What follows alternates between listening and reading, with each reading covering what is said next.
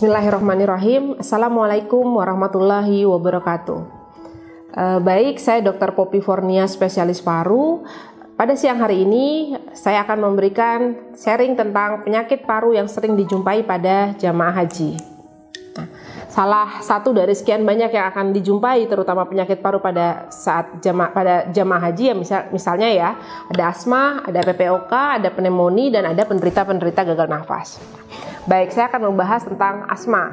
Nah, di mana asma ini adalah merupakan penyakit yang heterogen ya, yang ditandai dengan adanya inflamasi yang kronis pada saluran pernafasan. Jadi, asma memiliki dua fitur yang utama nih, riwayat gejala pernafasannya seperti adanya mengi, nafas pendek, dadanya sesak, ada batuk yang bervariasi dia sepanjang waktu dan variasi dalam intensitasnya berbeda-beda. Nah, dan ditandai pada penderita asma adalah dengan adanya expiratory airflow limitation yang bervariasi. Jadi memang ada hambatan pada saluran pernafasan. Nah, asma sendiri ada dua hal yang mempengaruhi. Ada faktor dari manusia itu sendiri, ada lingkungan. Nah, faktor manusia ada yang genetik asma, ada alergi, ada hipersensitivitas terhadap saluran nafas, ada obesitas, ada jenis kelamin. Sedangkan lingkungan dipengaruhi oleh alergen, polutan, asam rokok, dan infeksi. Ini adalah patofisiologi asma. Jadi komponen kunci pada orang asma itu adalah terjadi satu, inflamasi, ada hiperresponsif bronchial airway, dan terjadinya airway remodeling. Jadi pada tahun 1970 didapatkan dari asma itu ada bronkospasme. Kemudian 1980 ternyata ada selain ada bronkospasme ada juga terjadinya inflamasi. Nah, tahun 1990 bronkospasme, ada inflamasi dan terjadi airway remodeling. Nah, ini juga dipengaruhi oleh adanya sel-sel imunologi yang mempengaruhi di saluran pernafasan. Jadi ada T helper 17, ada sel dendritik, ada eosinofil sendiri, ada T helper 2 ya pada asma, ada yang mempengaruhi, ada IL5 dan IL13. Nah, inflamasi adalah masalah inti dari asma ya. Jadi kalau kita lihat gambar berikut, misalnya ada paru normal di mana epiteliumnya masih intak, kemudian penyebaran penyebaran dari otot polos bronkusnya juga masih penyebar secara merata, kemudian membran basalisnya juga relatif lebih tipis ya. Nah, sedangkan pada asma ringan, nah ini kita lihat terjadi kerusakan dari epitelnya, kemudian terjadi penebalan, kemudian pada membrana basalisnya ya. Ini yang mengakibatkan terjadinya airway remodeling. Nah, tipe asma sendiri ada tipe intrinsik, ada ekstrinsik, ada tipe campuran di antara keduanya. Nah, kalau di sini intrinsik, biasanya dia yang non alergik, kemudian non atopik, non imunologi. Jadi memang kalau yang asma itu kadang kan bisa ini asma keturunan ya, betul, memang asma ada yang keturunan, tapi ternyata asma juga bisa didapatkan ya. Jadi memang tipe dari asma, jadi ada yang intrinsik, ekstrinsik. Intrinsik lebih ke arah non atopik, non alergik, jadi tidak ada riwayat alergi, tidak ada riwayat atopik, jadi dia bukan penyakit non imunologi, jadi tidak ada pengaruh dengan imunologinya. Tapi kalau yang ekstrinsik, dia akan berpengaruh pada orang-orang yang alergik, yang atopi dan imunologi. Nah, di sini triggernya apa saja? Misalnya kalau yang non alergik, misalnya triggernya ya infeksi saluran nafas yang berulang, kemudian exercise ya, kemudian ada debu, AC seperti itu. Tapi kalau yang ekstrinsik itu yang alergi, dia ada macam-macam faktor trigger untuk pencetus terjadinya asma. Bisa ada debu, ada hewan, kemudian bulu hewan gitu ya, atau kapas, nah seperti itu.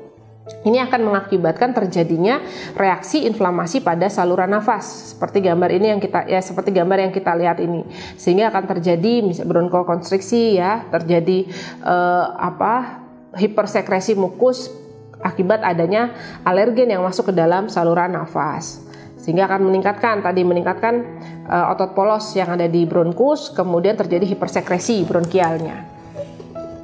Nah, untuk prevalensi asma atopi ini alergi dibanding non atopi apa saja. Jadi pembagian asma alergi dan asma non alergi biasanya tidak dibedakan ya. Jadi kalau asma ya asma saja. Nanti tinggal lihat persisten ringan, sedang atau berat ya. Sekitar 70% dari penderita asma memiliki alergi. Kemudian di sini juga 63,4% dari responden memiliki sensitisasi IgE. Nah, kalau asma yang baru muncul terjadi pada saat dewasa itu namanya adult onset asma. Di sini cenderung merupakan asma yang non atopi. Apa saja gejalanya? Tadi ya ada sesak, mengi, batuk, nyeri dada. Nah, biasanya dia memburuk nih pada malam hari atau pagi hari. Dia bervariasi dari waktu ke waktu dan intensitasnya juga bervariasi.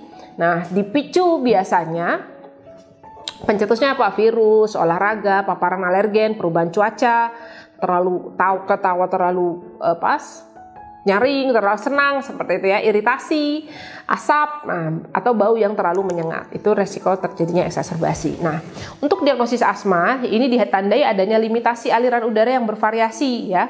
Kita akan lihat dari spirometri. Jadi, didapatkan bahwa volume ekspirasi paksa detik pertama dibandingkan kapasitas volumenya menurun. Nah, di sini lebih rendah. Kalau orang normal rasionya 0,75 sampai 0,80 atau 75 sampai 80%, kalau anak-anak lebih dari 90%. Nah, di sini konfirmasi fungsi paru juga bervariasi pada masing-masing individu. Nah, ada didapatkan juga variabilitas diurnal, jadi yang berlebihan. Jadi kita lihat 1 sampai 2 kali per hari selama 2 minggu dihitung. Bisa juga dengan menggunakan, tadi kalau kita mau konfirmasi tes paru yang bervariasi ya, kita juga melihat dengan tes fungsi paru dengan bronkodilator, di mana kita dapatkan adanya perubahan atau reversibilitas 12% dan atau 200 cc dalam pemeriksaan FFP1-nya. Uji diagnostik ada spirometri, ada peak flow meter, ada uji provokasi, ada uji kulit alergi, dan ada ronsen. Nah, kemudian pemeriksaan yang belum menjadi standar, apa saja? Pemeriksaan eosinofil daha, pengukuran kadar nitrit oksidan udara napas atau VNO ya. Nah, ini adalah grafik spirometri yang khas kalau kita lihat pada gambar yang muncul ya. Jadi kalau kita lihat volume dibandingkan detik, jadi pada saat pasien itu kita periksa dengan spirometri, kalau yang normal di grafik warna hijau. Nah, di sini volume ekspirasi paksa detik pertamanya ya dilihat. Nah, tapi setelah dilakukan pemeriksaan pada pasien-pasien asma, yang warna merah dia menurun nih. Harusnya kan normal sekitar 5 ya, 5 sampai dengan 6 detik. Nah, dia menurun kekuatannya. Tetapi setelah dilakukan bronkodilator tes yang warna biru, grafik yang warna biru, ternyata dia meningkat. Nah, meningkat yang berapa persen? Nanti dihitung, ada hitungannya. Kalau lebih dari 12% dan lebih dari 200 mili, itu yang dikatakan memang terjadi reversibilitas. Nah, ini adalah grafik yang gambaran spirometri juga ya. Kalau dilihat yang normal yang hijau, kemudian pada penderita asma dilakukan pemeriksaan volumenya, didapatkan penurunan, tetapi setelah dilakukan bronkodilator tes dia meningkat, mendekati ke arah normal. Nah, diagnosis asma atau analisa fisiknya, misalnya di sini pemeriksaan fisik pada penderita asma seringkali normal, pemeriksaan fisiknya seringkali normal, kecuali pada pasien-pasien asma yang eksaserbasi, kita akan dapat wheezing atau mengi ya.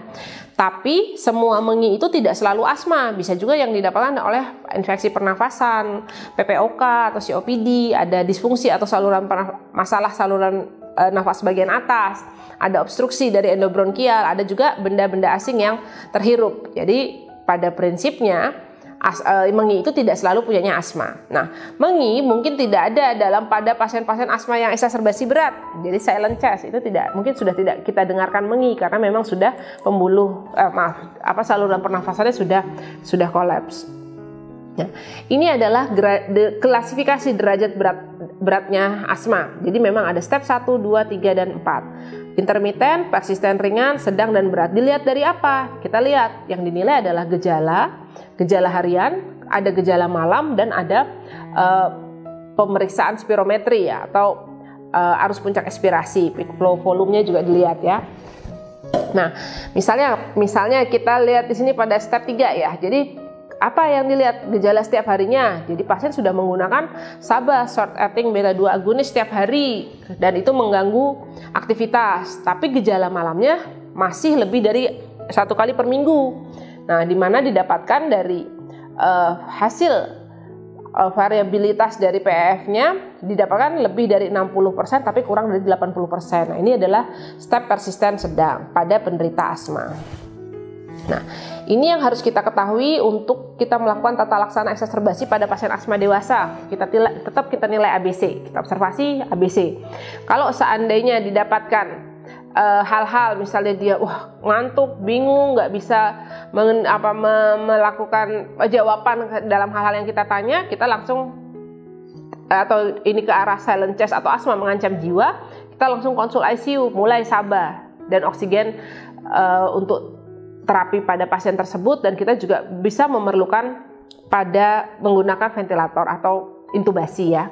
Nah, tapi kalau kita tidak dapatkan gejala pengantuk, bingung, silent chest, jadi masih bisa ditanya ya. Nah, kita lakukan triase lebih dahulu. Lihat dia bicara ringan atau sedang. Nah, misalnya ringan atau sedang, bicara dengan kalimatnya, terus nggak gelisah nggak, dia masih bisa cerita nggak, penggunaan otot-otot bantu nafas, denyut nadinya, saturasi oksigennya, arus puncak ekspirasinya berapa, itu yang kita lihat nih masih bisa dinilai.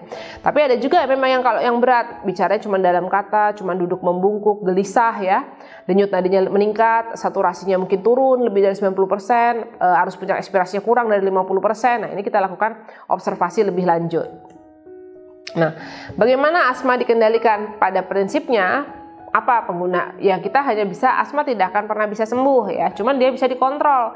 Dengan apa? Dengan obat-obat yang pereda asma atau pengendali. Jadi ada obat pelega sama obat controller. Nah, kemudian kita monitor respon pengobatan dan tingkat pengendali asma ya. Jadi dievaluasi. Nah, apa saja ada pengobatan asma ya, ada yang pelega, reliever, ada yang sebagai controller yang digunakan setiap hari untuk mencegah terjadinya eksaserbasi. Nah, ini adalah rekomendasi dari Gina untuk terapi asma. Jadi kalau misalnya kita lihat ada step 1, step 2, step 3, step 4 ya, step 5. Nah, di sini kita lihat kapan kita menggunakan, boleh menggunakan hanya SABA saja, kapan kita bisa menggunakan ICS kortikosteroid inhalasi di step berapa. Nah, kita bisa melihat di rekomendasi Gina ini. Jadi misalnya di step 1, step 2 masih bisa menggunakan SABA, tapi yang terbaru pada step 1 dan step 2 sudah bisa menggunakan low dose ICS. Nah, ini adalah contoh-contoh obat asma. Ada contoh sebagai obat pelega, ada sebagai juga obat pengontrol. Nah, untuk asma ada terapi inhalasi di mana pemberian obat dalam bentuk aerosol ya, dia langsung ke target organ. Nah, kenapa sih harus terapi inhalasi? Karena penghantaran pengobat ke target organ paru ya cepat, dosisnya kecil, efek sampingnya minimal, sistemik ya. Efek samping sistemiknya minimal, gastrointestinal juga minimal, dan pasien lebih cepat nyaman, lebih cepat baik.